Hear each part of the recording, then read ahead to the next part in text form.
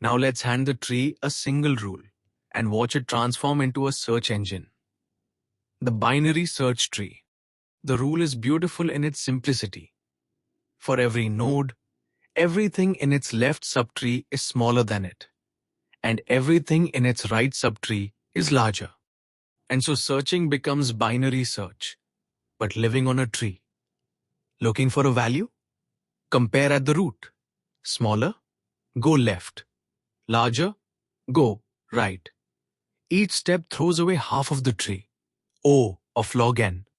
Inserting follows the exact same walk. You drift left and right by comparison until you fall off the end. And that is precisely where the new node hangs. And here is a truly lovely bonus. Walk the tree in order, left, then node, then right. And the values come pouring out perfectly sorted.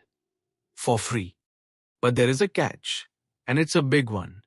Insert values that are already sorted, and the tree never branches. It grows into one long, sad vine. And now, searching is just walking a linked list again. O of n, the worst case. Which is exactly why our next idea had to be invented.